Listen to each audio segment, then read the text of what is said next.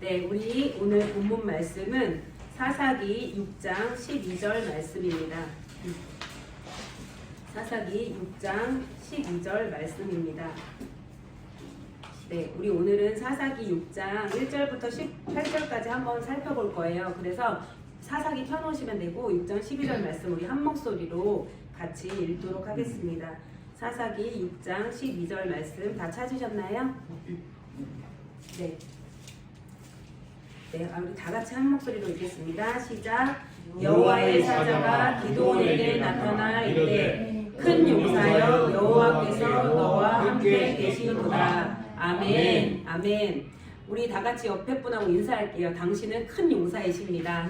당신은 큰 용사이십니다. 큰 용사이십니다. 아멘. 아멘. 큰 용사이십니다. 네. 네, 큰 용사이십니다. 한 분 한 분이 큰 용사이십니다. 네, 우리 집사님, 권사님들 다 큰 용사이십니다. 할렐루야. 네. 네, 여러분 춤 좋아하세요? 춤? 춤 좋아하세요? 어떠세요?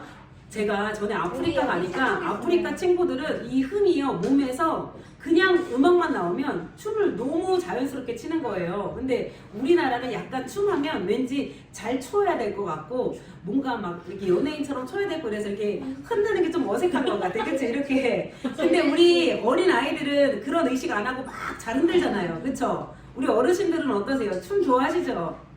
네. 좋죠. 보는 건 좋은데, 네. 우리가 어떤 분, 이렇게 춤추는 분들이 그래요. 행복하면 춤추게 되고, 또 춤추면 행복해진다 그래요. 네. 춤하면 또 자유함이 떠오르지 않아요? 누구 의식 안 하고 막 우리가 흔들 수 있다는 게 참 자유한 것 같습니다. 그쵸? 이렇게 자유를 향한 몸짓, 이런 게 춤인데요. 이것도 하나님이 우리에게 주신 선물이에요. 우리가 근데 막 맨날 하나님 하면 우리가 막 붙들고 앉아서 울고 기도해야 될 것 같은데 하나님 우리한테 춤추면서 찬양하라고 하셨거든요. 우리가 이런 좀 하나님의 자유함이 풀어졌으면 좋겠습니다. 네, 여러분 그래서 막 춤추면 행복해지니까 어려운 일이 있다고 막 그냥 막 무릎 꿇고 울고 이러지 마시고 한번 춤춰보세요. 춤춰보세요. 찬양 틀어놓고 막 한번 흔들어 보세요. 그러면 행복해진다고 합니다. 우리가 좀 자유하게 주님을 예배했으면 좋겠습니다. 그리고 우리가 진정한 자유를 알게끔 하나님은 우리를 어떻게 해요? 하나님은 우리를 만드셨어요. 그래서 억압이 아닌 자유로 우리를 이끄시는 하나님이십니다. 아멘. 하나님은 우리가 항상 슬퍼하고 심각한 거 별로 안 좋아하세요. 지난주에 우리 여기 목요일날 나와서 기도하는데 하나님 그 마음 주시더라고요. 크리스찬들이 맨날 너무 심각한 거야. 주여 말씀 보고 기도하고. 그런데 하나님은요 심각한 분이 아니세요. 때로는 심각하시죠. 죄를 보면 심각하시지만 하나님이 모든 만물을 창조하신 걸 보면서 기뻐하시는 분이시거든요. 자, 여러분 자유합시다. 진짜 자유를 경험합시다. 아멘. 아멘. 아멘. 그래서요 하나님이 왜 예배를 만드신지 아세요? 예배를 통해 진짜 자유를 경험하라고 예배를 만드신 거예요. 우리가 너무 억눌려 살고 갇혀 살고 아까 찬양에도 나오더라고요. 억눌린 자, 갇힌 자, 자유함이 없는 자. 성령이 우리 안에 오시면 우리가 자유를 경험해야 될 줄 믿습니다. 아멘. 우리 옆에 분하고 인사할게요. 자유합시다. 자유합시다. 자유합시다. 네, 네. 우리 이렇게 몸이 좀 경직된데 우리 춤 한번 추고 이렇게 예배 들어가야 되나요? 우리 다 같이 이렇게 좀 흔들흔들 해야 되나? 이렇게 어린 아이들이 얼마나 이렇게 이런 자유함을 우리에게 풀어줘야 될 줄 믿습니다. 네, 네. 예배를 드리면 이렇게 하나님이 우리를 자유하도록 기쁘도록 인도하십니다. 우리 마음이 기쁘면요 삶이 기뻐져요. 그쵸? 그래서 우리 기쁨으로 주님을 예배하는 시간 갖도록 하겠습니다. 아멘. 네. 우리 사사기를 지금 보고 이제 어제부터 룻기가 들어갔어요. 근데 사사기에서 꼭 제가 다루고 싶은 인물이 있어서 사사기로 돌아갑니다. 그래서 오늘 우리 사사기를 맞아요. 기드온 이야기인데 기드온을 어떻게 하나님이 세우시고 기드온이 어떻게 되는지 우리가 좀 살펴보도록 하겠습니다. 그래서 오늘은 기드온을 하나님이 세우시는 과정까지 살펴볼 거예요. 그 다음 주에 이제 또 연결할 건데 우리 사사기 6장 다 펴셨죠? 6장 1절 한번 다 같이 읽어볼까요? 다 같이 읽어보겠습니다. 시작. 이스라엘 자손이 또 여호와의 목전에 악을 행하였으므로 여호와께서 7년 동안 그들을 미디안에 네, 이스라엘 자손이요. 그 전에 사사로 인해서 또 이렇게 평안해졌어요. 평안해졌더니 또 어떻게 돼요? 평안해지니까 또 나태해져요. 나태해지니까 또 죄를 지어요. 죄를 지니까 또 어떻게 해요? 하나님이 자기 자식들을, 자기 백성들을 죄 가운데 놓을 수가 없어요. 그러니까 하나님이 이스라엘 백성들이 또 여호와의 목전에서 악을 행하니까 여호와께서 이번에는 미디안을 사용하세요. 미디안이라는 나라를 사용하셔서 징벌의 도구로 사용하셔서 이스라엘 백성들 정신 차리게 하십니다. 지금 이 말씀을 1절 말씀이에요. 자, 우리가 평안해지면 나태해지면서 또 죄를 선택하고 또 죄를 선택하면 어떻게 돼요? 막 괴로워요. 누가 나를 힘들게 하니까. 미디안이 괴롭히니까 막 힘들어요. 그러니까 또 어떻게 해요? 이스라엘 백성들이 부르짖어요. 부르짖어요. 부르짖으니까 하나님이 또 어떻게 해요? 그 부르짖는 소리를 들으시고 또 도울자를 보내세요. 도울자를 또 보내시니까 어떻게 해요? 또 평안이 와요. 평안이 오니까 또 어떻게 돼요? 또 죄를 지어요. 또 죄를 지니까 또 어떻게 해요? 또 힘들어서 막 부르짖어요. 또 힘들어서 부르짖으니까 하나님이 또 누굴 보내세요? 돕는 자. 돕는 자를 또 보내세요. 돕는 자를 보내니까 평안해져요. 그러니까 또 죄를 져요. 이게 이스라엘 백성들이 계속 반복되는 패턴이에요. 근데 우리는 어떤지 한번 돌아봅시다. 우리는 어떤가요? 우리도 마찬가지예요. 그래서 우리 중 누군가는 이 삶의 패턴을 좀 끊어야 돼요. 평안해질 때 더 주님을 찾는 우리 비전교회 성도님들 되시기를 축복합니다. 아멘. 이스라엘 백성들이 자꾸 타락하니까 하나님께서 이번에는 미디안을 징벌의 도구로 사용하십니다. 이 미디안 족속은 어떤 족속이냐면요, 요단강 동편의 유목 민족이었어요. 유목 민족이 어떤 민족이에요? 양기. 네, 어딘가에 정착하지 않고 가축을 거느리고 여기저기 돌아다니면서 먹이가 될 풀밭을 찾으면서 사는 민족이에요. 그런데 요단 동편에 이 유목 민족인 미디안 백성이 살고 있습니다. 미디안 족속이. 근데 이 미디안 족속은 누군지 아세요?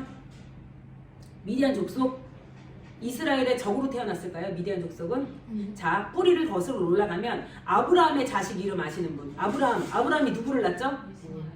이삭 낳고. 이삭 낳고 또 이삭이 야곱. 아브라함이 낳은 자식들, 아브라함의 아들들만 한번 얘기해 보세요. 이스마엘, 그쵸? 하갈.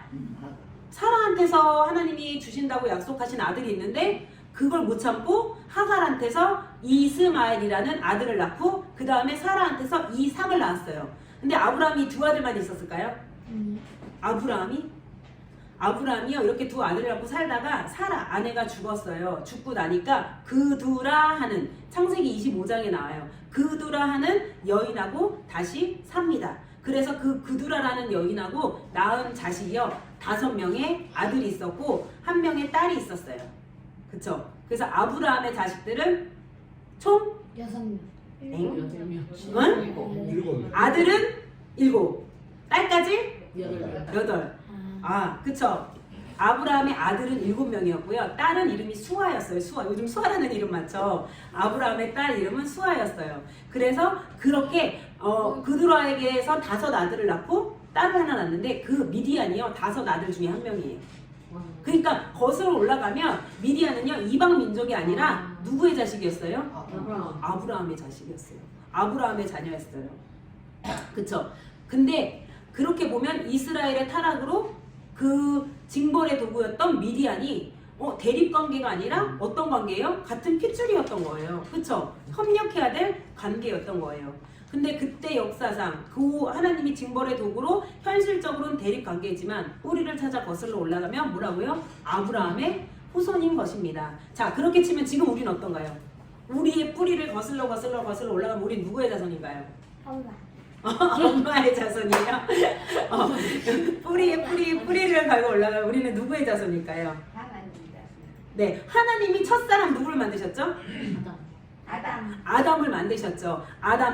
근데 아담을 딱 만드셨는데 아담을 뭘로 만드셨어요? 하나님이? 흙으로 아담을 빚으셨어요. 근데 아담을 딱 빚으시고 나니까 아담이 혼자 있는 거예요. 그러니까 아담이 이렇게 혼자 있는 걸 딱 하나님이 보시더니 아담 외로워 보이네? 하고 그 다음에 무엇을 만드셨죠? 아니야. 하나님이 아브라함을 딱 만들고 나서 다음에 만든 게 있어요. 아니에요. 하와가 동물을 만드셨어요. 딱 동물을 만드셨는데 아브라함이 표정이 별로 안 좋은 거예요. 동물을 보니까 별로 그냥 하나님이 안 되겠다. 2차 시도. 아브라함이 진짜 좋아할 만한 사람을 만들자. 그래서 하나님이 아브라함이 잘 때 아브라함의 무엇을 취해서 여자를 만드셨죠? 갈빗대. 그런데 여러분 한번 생각해 보셨어요? 아브라함을 흙으로 만드셨잖아요. 그러면은 아담을 흙으로 만드셨잖아요. 그런데 그럼 하와도 흙으로 만드시면 되지 않을까요? 근데 왜 굳이 외과 수술을 해서 살을 쬐서 갈비뼈를 빼서 왜 그 딱딱한 그쵸 흙은 이렇게 부드럽게 만들어서 딱 아담 했으니까 하와 만들면 되는데 왜 굳이 갈비뼈를 꺼내서 하와를 만드셨을까요? 사랑하고 살으라고. 또 우리 어린아이들은 왜 그러셨을까 하나님이? 왜 아담은 흙으로 만드셨고 왜 하와는 갈비뼈를 꺼내서 만들었을까? 고통을 감내하라고. 너에게 주신 고통이다. 참고 살아라. 남자가 여자를 남자하고 아끼고 살으라고. 아끼고 살으라고. 아끼고 살으라고.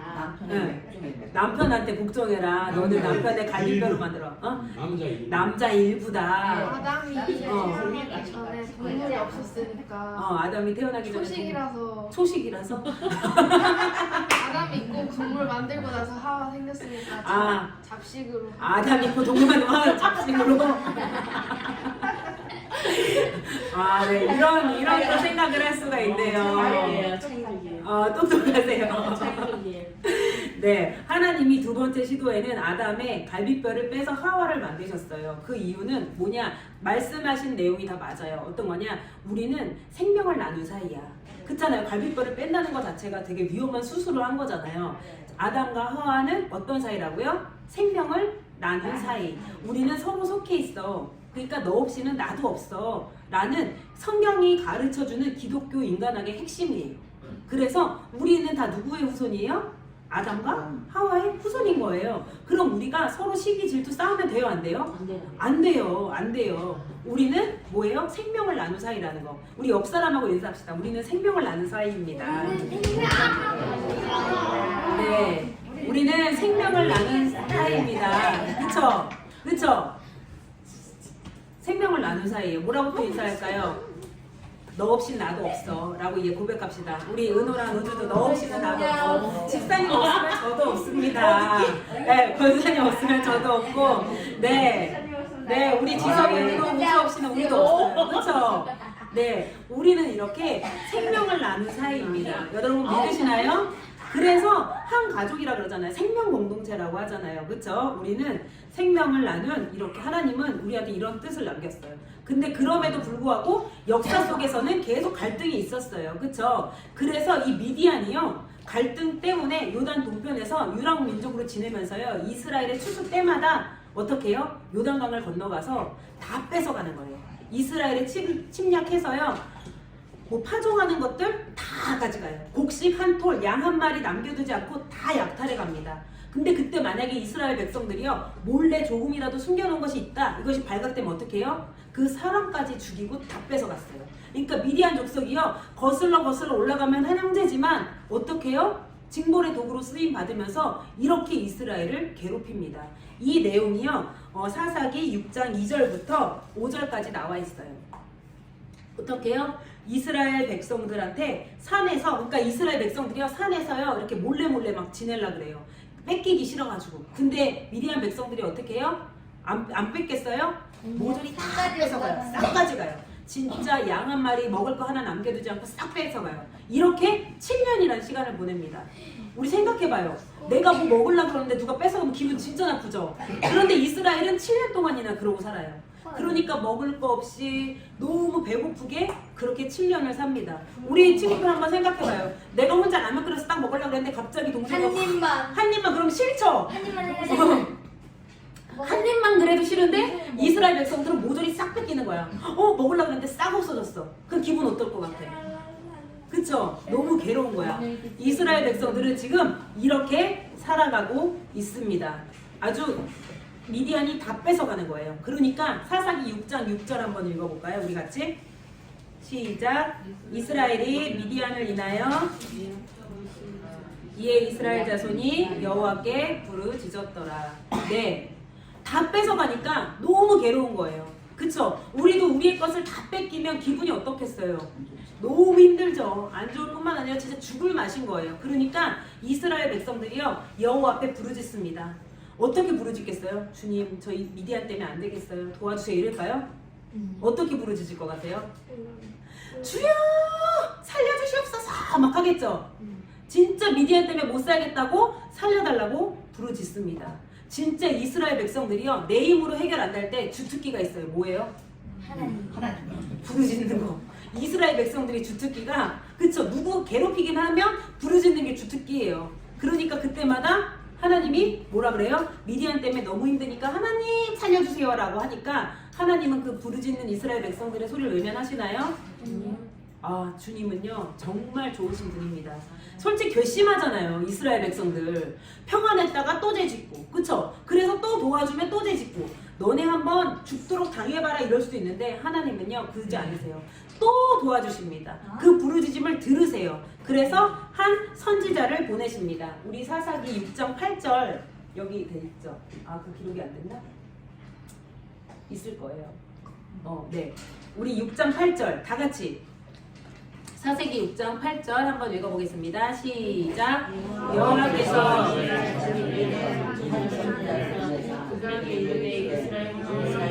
여호와의 말씀에 내가 너희를 애굽에서 인도하여 내며 너희를 그 종 되었던 집에서 나오게 하며 네 하나님이요 이스라엘 자손이 또 막 부르짖으니까 한 선지자를 보내십니다. 그런데 중요한 게 있어요. 우리가 선지자를 지금 기다리고 있나요? 구원자를 기다리고 있나요? 그쵸 우리는 구원자를 기다리고 있어요. 그런데 하나님은 한 선지자를 보내신 것입니다. 왜 자꾸 구원자를 한번 보내시면 되는데 왜 선지자를 보내실까요? 선지자를 통해서 구원자를 만드시는. 선지자를 통해서 구원자를 만드시려고. 오 지성이 똑똑한데. 자 그런데 하나님한테 막 이스라엘 백성들이 부르짖을 때 그냥 살려주세요 하지 참회의 부르짖음이 아니었어요. 제가 정말 잘못했어요. 하나님 제가 돌이킬게요. 도와주세요 라고 하면 하나님이 아마 구원자를 보내주셨을 수 있는데 이스라엘 백성들이 살려주세요 하니까 하나님이요 즉각적인 개입을 안 하십니다. 그때 그냥 선지자를 통해서 개입하십니다. 그래서 도와주십니다. 네, 완전한 도움을 유보하고 계시는 거예요. 완전히 도우실 수 있는데 좀 기다리시는 거예요. 왜? 이스라엘 백성들이 참회 정말 돌이키는 회개하고 하나님 잘못했어요. 정말 제가 자꾸 죄 가운데 거합니다. 이 죄에서 돌이키게 해주십시오. 라고 기도를 해야 되는데 그냥 살려달라고 하는 거예요. 저 죽겠어요. 이 미디안 때문에 힘들어 죽겠어요. 그냥 여기까지 부르짖는데도 하나님은 어떻게 해요? 이스라엘을 위해서 그 부르짖음을 들으시고 선지자를 보내십니다. 그들이 부르짖긴 했지만 참회, 정말 돌아보는 부르짖음이 아니었어요. 하나님의 뜻대로 살지 못했습니다. 그냥 이거예요. 하나님 주님 뜻대로 살겠습니다 라고 해야 되는데 그냥 못 살겠다 꾀꼬리 있잖아요. 우리 숨바꼭질 하다가 못 찾으면 그쵸? 어떻게든 찾아내야 되는데 못 찾겠다 꾀꼬리 이러잖아. 그러면은 어떻게 해요? 숨었던 사람이 그냥 나오잖아. 그치? 이런 것처럼 우리가 못 살겠다 막 이러니까 하나님이 그래 그럼 잠깐 도와줄게. 하나님이 이러십니다. 그래서 하나님은 그들의 괴로움의 이유를 깨닫게 해줄 필요가 있었어요. 너네가 지금 왜 이렇게 힘든지 알아? 왜 이렇게 어려운지 알아? 좀 가르쳐주고 싶었어요. 그래서 하나님이 그 한 선지자를 보내셔서 이스라엘 백성들에게 가르쳐주기 시작합니다. 그것이 바로 아까 6장 8절 하반절에 나오는 거예요. 또 하나님이 이야기하세요. 얘들아 너네 왜 그렇게 맨날 부르짖고 힘들다 그래? 자 들어봐봐. 내가 너희를 애굽에서 인도해서 냈지? 그쵸? 너희를 그의 종 되었던 곳에서 내가 인도하여 냈잖아 라고 하나님이 하신 일을 또 기억하게 합니다. 기억하게 해요. 하나님은 그 애굽에 종살이하고 학대당했던 그 애굽에서부터 구원하셨다는 것을 자꾸 듣지 않았던 하나님 말씀을 듣지 않았던 이스라엘 백성들에게 이야기해 주십니다. 자 잠깐 애굽을 얘기할게요. 애굽은 어떤 사회였냐면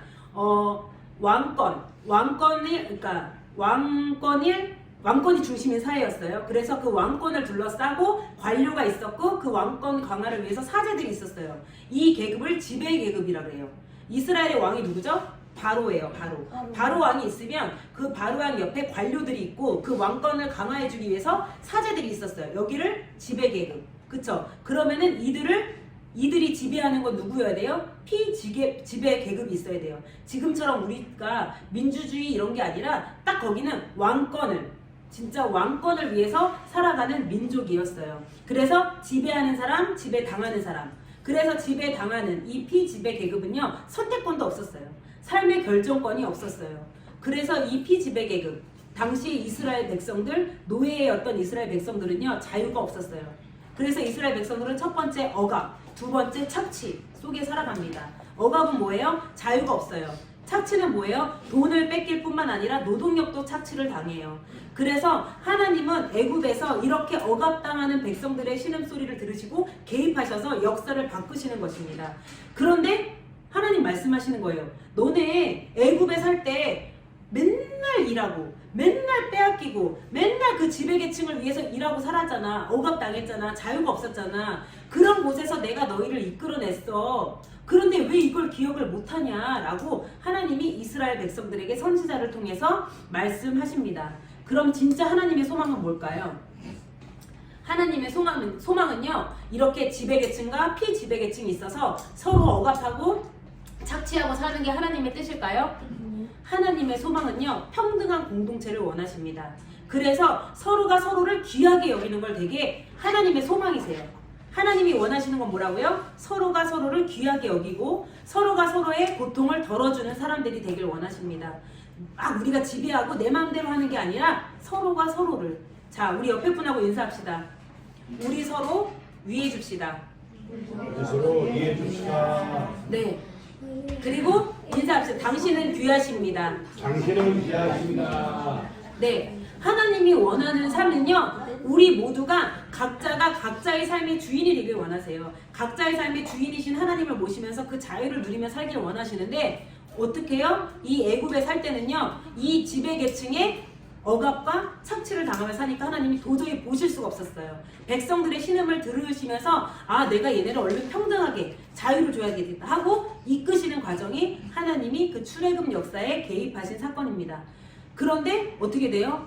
자기만 아는 세상, 이기적인 세상이 됩니다. 그쵸? 건드리지 마! 말 시키지 마! 내 거야! 그쵸? 하나님은요, 평등한 공동체, 서로가 서로를 위하고, 그쵸? 내가 너희에게 자유를 줄게 하면 이 자유를 가지고 서로가 서로를 위하고, 사랑하고, 위로하고, 감싸주고, 하나님은 이걸 원하셨는데요. 이 자유를 잘못 쓰니까 갑자기 어떻게 돼요? 내가 최고야. 내 거야. 이렇게 또 죄악으로 가는 거예요. 그러니까 평화를 주면 감사합니다 하고 서로 위하면서 살아야 되는데, 이 평화가 평등으로 잘 살아야 되는데 어떻게 돼요? 이제 이기적인 모습으로 바뀌면서 이게 바로 죄가 시작이 되는 것입니다. 그래서 지금 여러분들 사이에 누군가 미워하세요? 시기하고 질투하세요? 용서가 안 되세요? 이 마음은요, 하나님이 정말 안 기뻐하시는 마음이에요. 하나님의 소망은 서로가 서로를 위하는 마음, 서로가 서로의 고통을 덜어주는 마음, 서로가 서로를 위로하고 달래는 이런 하나된 공동체를 원하십니다. 이런 가정을 원하세요. 그런데 가정 안에도 계속 싸우고, 가정 안에서도 치고받고 싸우고, 말로 싸우고, 미워하고, 그런 거 하나님이 원하시는 공동체가 아니라는 것입니다. 하나님께서는요, 애굽에서 종살이하며 억압과 착취당하는 백성들이 괴로워하는 소리를 들으시고 개입하십니다. 이 이유는 뭐냐고요? 다시 한번 말씀드립니다. 함께하며 존중하고, 서로 함께하며 존중하고 사랑하고, 아픔에 공감하고 아픔을 덜어주고 위로하고 살라고 출애굽하게 하신 것입니다. 그런데 백성들은 이런 하나님의 뜻을 정면으로 어기며 살았어요. 서로를 존중하고 아껴줘야 되는데 그게 어기면서 악이 시작됩니다. 존중의 문화라는 책을 보면요, 서로 존중해 주잖아요. 그럼 예수님의 그 초자연적인 역사가 일어난대요. 그런데 지금 우리가 막 병고침이 왜 안 생기고, 예수님 당시에 막 눈먼자 눈 뜨고 안진뱅이 일어나고 이런 초자연적인 역사가 왜 안 일어나는지 아세요? 존중이 없어져서. 하나님의 소망은 존중하는 삶인데, 존중하는 문화인데 우리 안에 다른 사람을 존중하는 게 없어졌기 때문에 그런 예수 그리스도의 역사가 지금 안 일어난다고 기록되어 있습니다. 그 책에. 그래서 우리 다시 한번 인사합시다. 존중합시다. 존중합시다. 존중합시다.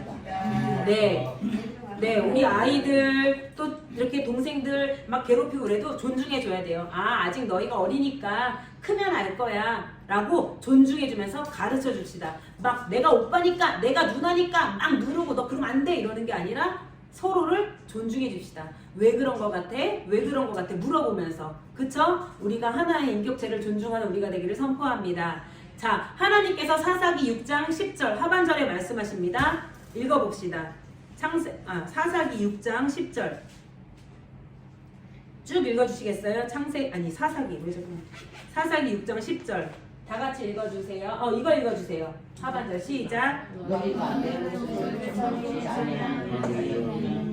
네, 하나님이 계속 말씀하시는데 우리가 하나님의 목소리를 청종치 아니하였다고 말씀하십니다. 이것은 우리 귀에 속삭이는 게 아니에요. 얘들아 내 말 잘 들어, 이런 목소리가 아니라, 속삭이는 언어가 아니라 하나님 마음입니다. 하나님의 마음은 서로를 존중하고 서로를 아껴줌을 통해서 열리는 것이라는 것입니다. 하나님 아버지의 말씀하시는 것이 우리 비전교회에 이루어지길 선포합니다. 우리 비전교회가 하나님께서 지금도 우리에게 말씀하고 계시는 그 마음을 제대로 알기 원합니다. 서로 존중하고 아껴주는 우리 비전교회가 됩시다. 아멘. 아멘. 우리 그런 찬양 있잖아요. 아름다운 마음들이 모여서 뭐죠? 주의 은혜 나누며 예수님을 해야지 우리 서로 사랑해. 하나님이 가르쳐준 한 가지, 내 이웃을 내 몸과 같이 사랑해요. 미움 다툼 시기 질투 버리고 우리 서로 사랑해. 이게 바로 하나님 아버지의 소망이십니다. 하나님은 이러한 공동체가 되길 원하십니다. 아멘. 자, 이제 본격적으로 주인공이 나옵니다. 기도원이 등장합니다. 자, 네, 사사기 6장 11절 한번 다 같이 읽어주세요. 6장 11절. 이게 나왔나요? 네. 사사기 6장 11절 같이 읽을게요. 시작. 여호와의 사자가 셀 사람 요아스에게 속한 오브라에 이르러 상수리 나무 아래에 앉았느니라. 마치 미디안 사람에게 알리지 아니하려 하여 밀을 포도주 틀에서 타작하더니. 아멘. 기도원이 딱 나왔어요. 그런데 여기서 이상한 게 있어요. 기도원이 밀을 타작하는데 왜 포도주 틀에서 타작했을까요? 밀 타작하는 데서 숨어서. 네, 숨어서. 왜? 미디안이 와서 빼앗을까봐 몰래. 그쵸? 몰래 뺏길까봐 안 뺏기려고 진짜 궁색하죠. 막 이렇게 하고 있는데 갑자기 여호와의 사자가 오더니 그런 미디안한테, 아니 그런 기브원한테 뭐라 그래요? 너는 큰 용사요 라고 합니다. 속이면서 하고 있는 그 기브원한테 큰 용사라고 그래요. 그 말이 돼요? 내가 지금 몰래 숨어서 뭐 먹고 있는데 갑자기 여호와의 사자가 오더니 큰 용사요. 어떨 것 같아요? 기분이 어떨 것 같아요? 놀랄 것 같아요. 뭐야 지금 나 놀리는 거야? 그러지 않을 것 같아요? 황당하죠. 그런데 여호와의 사자가 그 기브원한테 비꼴려고 큰 용사요 그러셨을까요? 아니죠. 아닐까요? 왜 그럼 큰 용사, 아니 왜 몰래 숨어서 밀을 포도주 틀에서 타작하는 기브원한테 왜 큰 용사요라고 했을까요? 앞으로 쓰시려고. 네. 구원자로 만드시려. 구원자로 만드시려고. 그쵸? 우주야 왜 그러신 것 같아? 하나님이 왜 겁쟁이 기도원한테 큰 용사요 라고 말씀하셨을까요? 기도원에게 힘을 주려고. 네, 맞습니다. 하나님은요 그 사람의 현재의 모습보다는 그 속에 깃들여 있는 가능성을 보시는 분이십니다. 아멘. 그래서 우리의 현재의 모습보다 하나님은 우리 안에 가능성을 보세요. 어떤 분이 이런 말을 했어요. 사가시 하늘에서 과수원을 보는 것이 믿음이다. 어떠세요 여러분? 사가시 하늘 보면서 과수원을 보세요? 그것이 믿음이라고 하십니다. 우리 아이들 한 사람 한 사람에게서 이 큰 미래가 보이시나요? 그것이 믿음입니다. 믿음이란 뭐예요? 바라는 것을 실현해가는 것이 믿음이에요. 하나님 나라를 꿈꾸고 있다면 그것이 지금 시작하는 것이 용기 있는 믿음인 줄 믿습니다. 그쵸? 사가시 하나를 봤어요? 근데 그거 과수원이 뭐요? 얼마나 큰 믿음이에요. 그쵸? 그래서 사과씨를 심어보자. 과수원을 만들어보자. 그것이 바로 믿음이라는 것입니다. 자, 내 눈에는 지금 보이지 않지만 분명하다고 믿고 깨뜨려 볼 줄 아는 것이 그것이 바로 믿음인 것입니다. 기도원이 막 숨어서 밀타작을 하고 있었어요. 볼 때 정말 겁쟁이 같아요. 그런데 그 현재의 모습이 아니라 기도원 안에 하나님이 함께 하실 것이기 때문에 가능성을 보시고 큰 용사여 라고 말씀하시는 하나님이 하나님이신 겁니다. 여러분 어땠어요? 요한복음 1장 42절에 보면 예수님이 베드로를 딱 만났을 때 베드로가 처음부터 베드로였나요? 아니죠. 그런데 하나님이 예수님이 베드로를 보고 장차 사람을 낳는 게바가 될 것이다. 반석이 될 것이다. 그쵸? 지금은 아니지만 나중에 너는 반석이 될 거야 라고 말씀하십니다. 네, 교육이 뭐냐요? 교육이란 뭘까요? 교육, 에듀카레, 교육. 우리 지금 학교에서 배우고 있는데 진짜 교육은 뭘까요? 하나님한테. 우리가 이러죠. 뭐 인풋이 있으면 아웃풋이 있다 이런데 진짜 교육은 안에 있는 것을 밖으로 끄집어내는 것이라고 합니다. 그래서 이렇게 목사님이 질문할 때 우리의 생각을 말하는 거 이게 진짜 교육인 거예요. 우리의 믿음을 드리는 거 이게 진짜 교육인 줄 믿습니다. 그래서 자꾸 밖으로 끄집어내세요. 우리 안에 믿음을 밖으로 끄집어내는 거 이게 바로 진짜 교육인 줄 믿습니다. 기도는 자기가 큰 용사가 아니 또 큰 용사가 될 것이라고 한 번도 생각해 본 적이 없어요. 그런데 하나님이 찾아오셔서 큰 용사여 라고 말씀하시는 것입니다. 우리 오늘 본문 말씀이죠. 사사기 6장 12절 다 같이 읽어보겠습니다. 시작. 유하여 사자가 기도하여 이르되 큰 용사여 여호와께서 너와 함께 하시도다. 아멘. 하나님과 동행함을 통하여 큰 용사가 되었던 것입니다. 이것이 바로 놀라운 은혜입니다. 기도원의 이름이 뭐냐면요. 베다라는 뜻을 갖고 있어요. 베다. 이렇게 베다. 할 때 이 기도원의 이름의 어근은요. 그 우상을 허물다, 우상을 이렇게 부시다 할 때 그 베다 있죠. 그거랑 똑같아요. 그래서 기도원의 사명이 이거 하나님한테 큰 용사여 라고 받자마자 아버지가 섬기던 바알 우상을 다 베거든요. 기도원의 이름 안에 그 이름의 어근 안에 허물다 라는 이름의 뜻을 가지고 있습니다. 그 여러분 이름의 뜻을 한번 다 집에 가서 한번 살펴보세요. 내 이름의 뜻은 진짜 뭐지? 나는 어떤 사람으로 하나님이 나를 만드셨지? 근데 우리가 엄마가 지어준 이름, 부모님이 지어준 이름이라면 하나님이 나에게 주실 이름은 뭐지? 하고 하나님한테 한번 물어보세요. 하나님이 우리에게 주실 이름이 있습니다. 그 이름을 받으시길 바랍니다. 네, 여호와의 사자가 말하기를 여호와께서 너와 함께 할 것이다 라고 했는데 기도원이 진짜요? 하나님이 나를 사용하신다고요? 내가 큰 용사라고요? 감사합니다 라고 했나요? 기도원의 반응을 한번 봅시다. 우리 사사기 6장 13절 볼게요. 사사기 6장 13절 다 같이 한번 읽어봅시다. 시작. 기도온이 그에게 대답하되 나의 주여 여호와께서 우리와 함께 계시면 어찌하여 이 모든 일이 우리에게 미쳤나이까.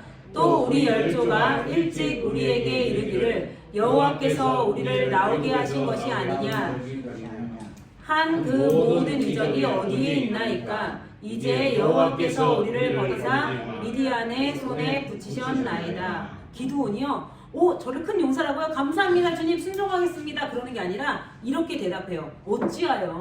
어찌하여 그럼 우리를 이렇게 힘들어요? 우리 왜 이렇게 힘들어요? 그리고 또 하나님이 여태껏 행하셨던 그 애굽에서 나온 거 그 이적 어디 있어요? 지금 우린 이렇잖아요. 우리의 현실은 너무 어려워요. 또 우리를 버리셨잖아요. 지금 미디안이 우리를 괴롭히고 있잖아요. 그쵸? 근데 기도원 말이 틀려요? 맞아요? 맞아요. 그쵸? 기도원이 막 이렇게 아니 다 이렇게 하셔놓고 도대체 뭘 어떻게 하시겠다는 거예요? 하나님한테 화를 내요.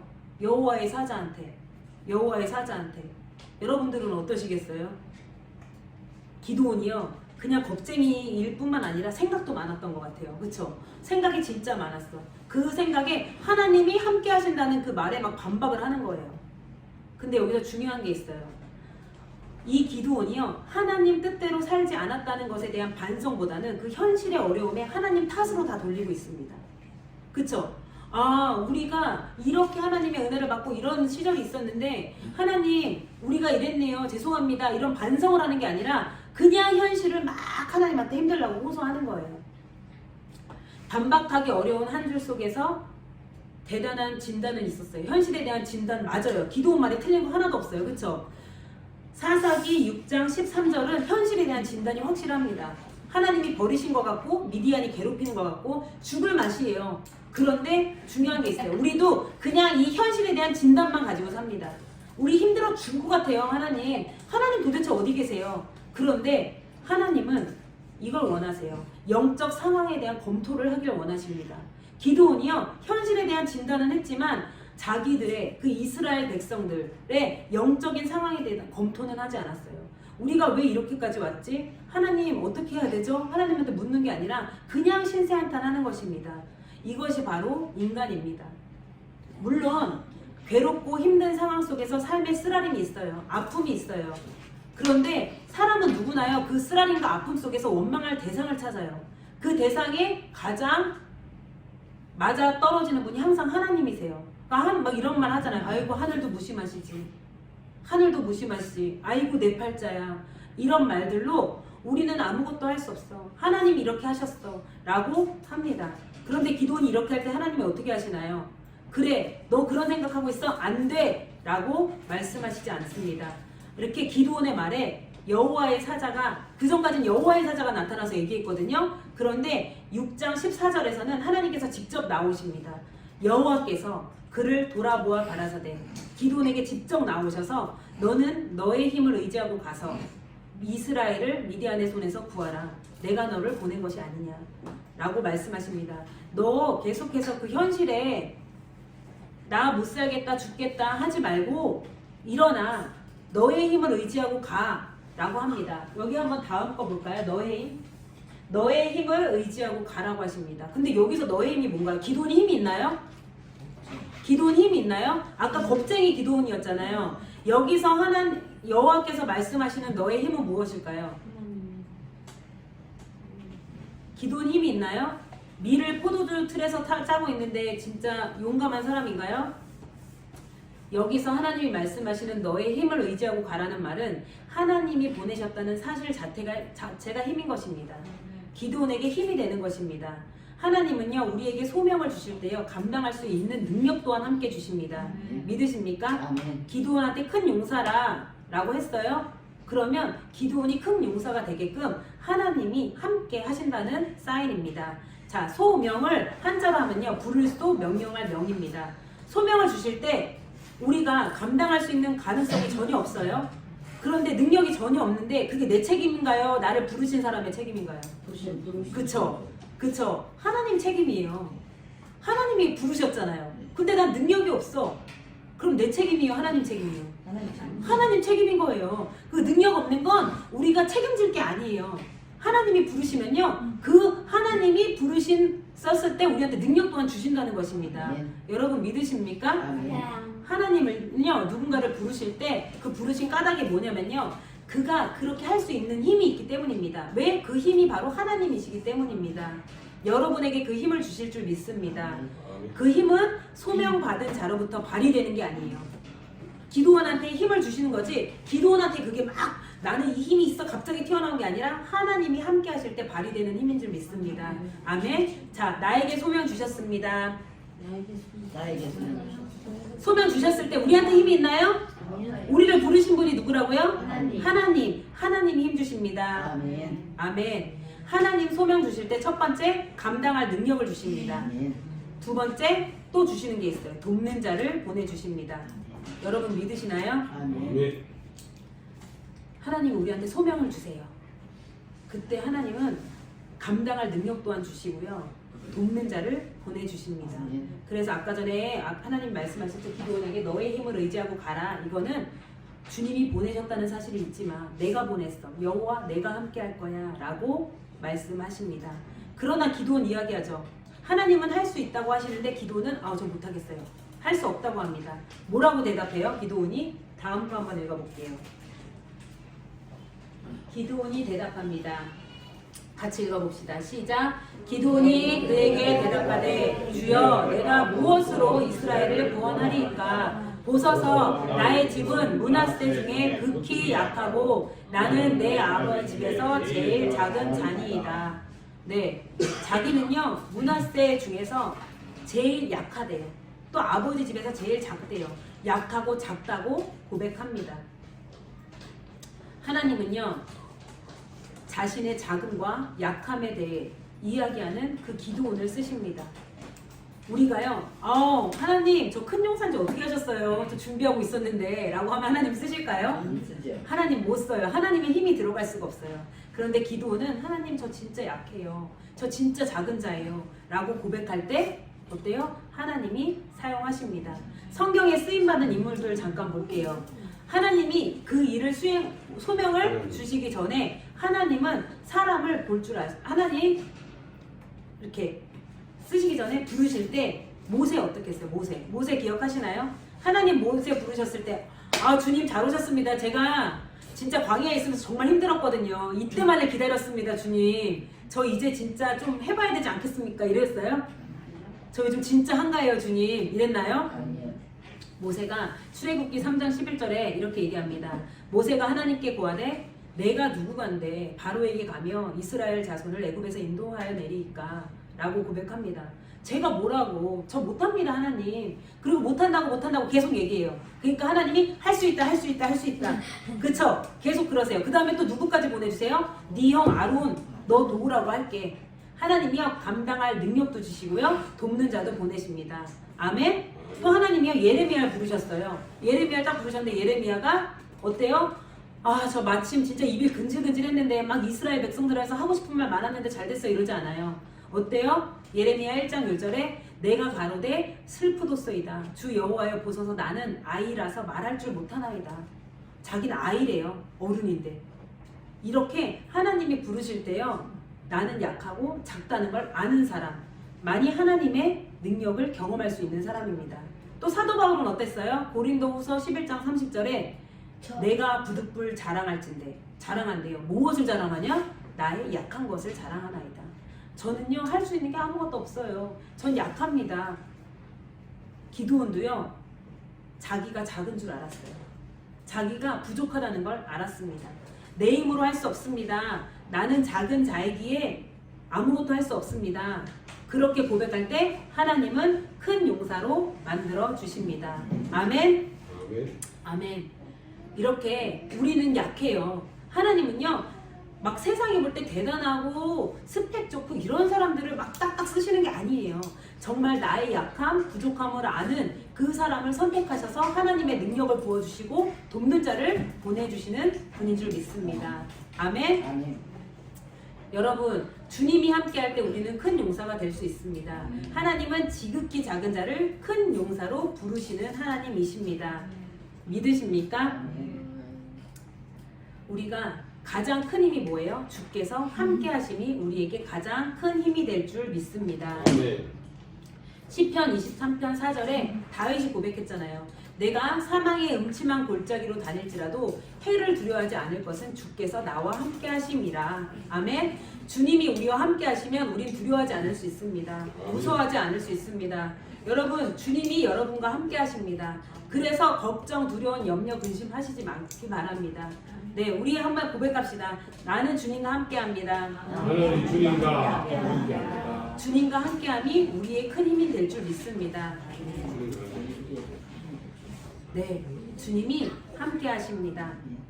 어릴 때요, 저희가 휘경동 쪽에 살았는데 이렇게 거기서 심부름을 가면요, 이렇게 작은 터널 같은 데가 있어요. 차가 안 다니는, 사람들만 다니는 약간 굴다리 그런 거 있는데 심부름 갈 때마다 저녁에 가면요 항상 무서운 거예요. 그쵸? 그러면 동생이랑 이렇게 손잡고 가요. 손잡고 가는데 꼭 거기만 되면 어두웠고 막 이러니까 우리 찬양할까?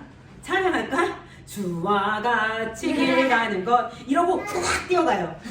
그러면 무섭지가 않은 거예요. 무섭지가. 그러니까 어릴 때 이렇게 밤에 어디 다닐 때 무서우면요, 그리고 찬양하면요 이렇게 어디선가 모르게 힘이 생겨요. 그쵸? 그래서 다윗이 진짜 우리가 무서운 곳을 다닐지라도 해를 입지 않는 거 내가 주와 함께함이라. 그 여러분들 우리 엄마 아빠 없고 혼자 밤에 똥검할 때 잘 때 무서운 적 있어요? 무서운 적 있어요? 그러면은 막 무서울 때 찬양하세요. 기도하세요. 그쵸? 하나님께 함께함으로 우리는 무섭지 않습니다. 두렵지 않습니다. 우리가 주님과 함께할 때 큰 용사가 될 수 있습니다. 아멘. 주님 기도원에게 약속하셨죠. 내가 너와 함께 있다. 그쵸? 우리에게도 약속하십니다. 내가 너와 함께 있다. 근데 함께 있다고 말씀하시는데도 기도원이 계속 주저하고 망설여요. 기다리세요 주님. 제가 재물 갖고 올게요. 그때까지 기다리세요. 그쵸? 계속해서 저 할 수 있습니다. 라고 못해요. 그런데 하나님은요 이렇게 조심스러운 태도 또한 다 보십니다. 그쵸? 미디안이 두려워서 숨어서 밀타작할 때 큰 양사로 기드온을 부르십니다.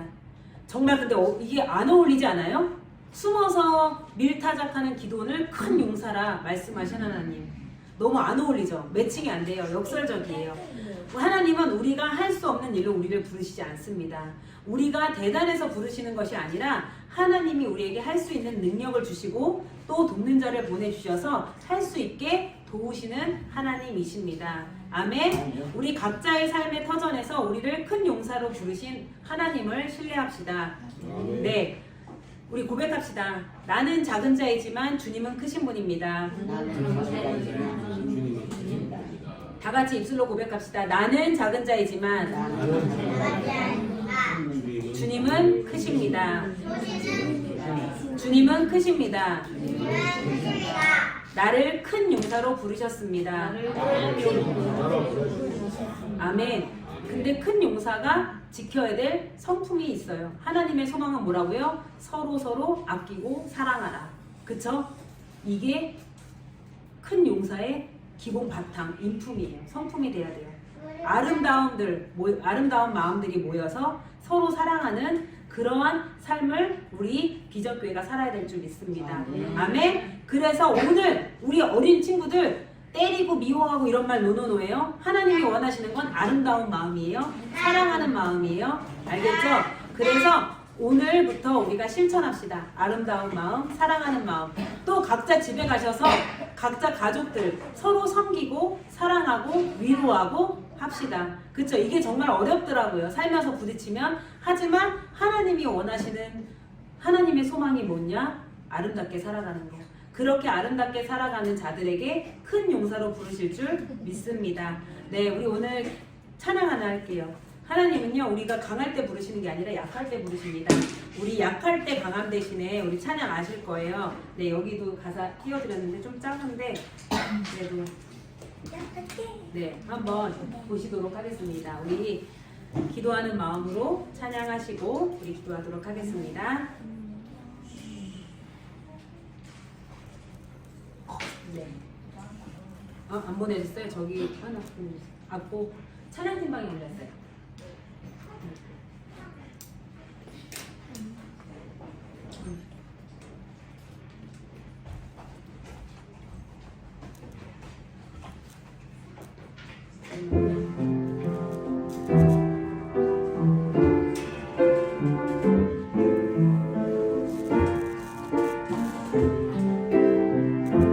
약할 때 강함 대신에 약할 때 강함 대신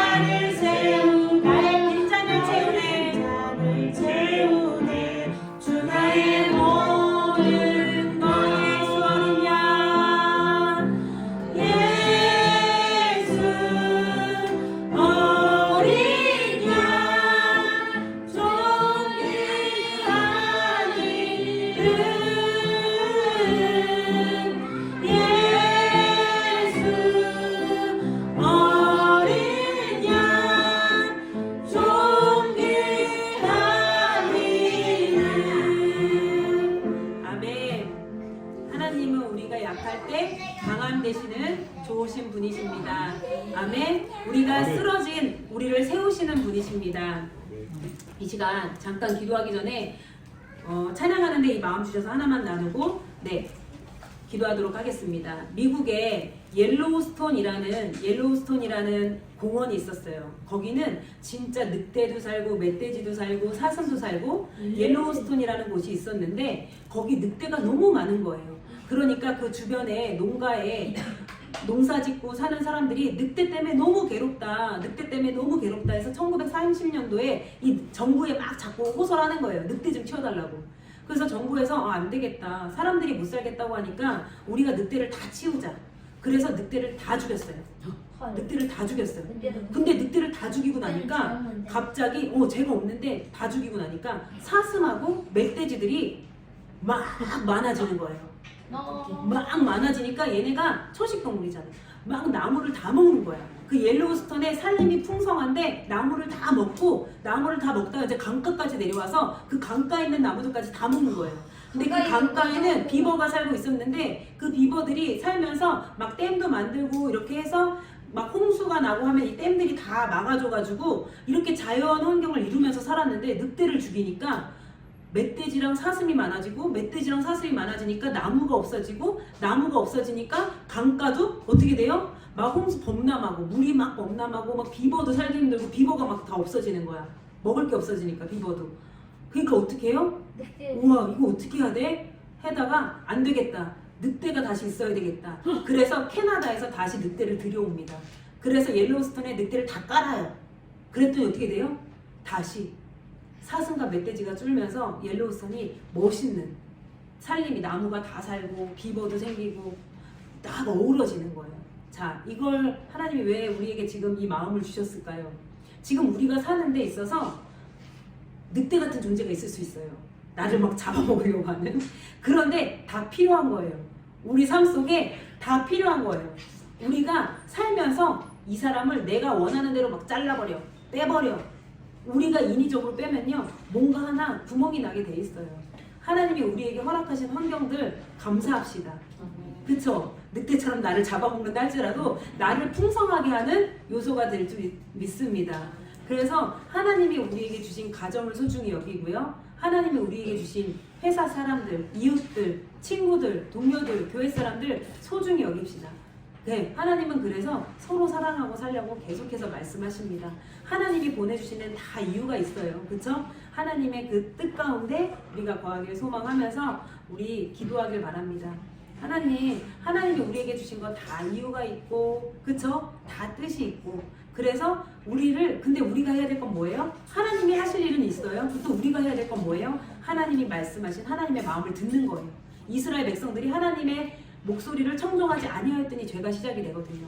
하나님의 마음을 들읍시다. 그건 뭐예요? 사랑하라, 품어라. 하나님의 마음을 듣고 우리가 하나님 앞에 살아가면요, 우리가 지극히 작은 자처럼 보이지만 큰 용사로 부르십니다. 큰 용사로 부르실 때 하나님의 능력도 주시고 돕는 자도 보내주십니다. 그렇게 하실 주님께 감사하며 우리 잠시 기도하며 나아가겠습니다.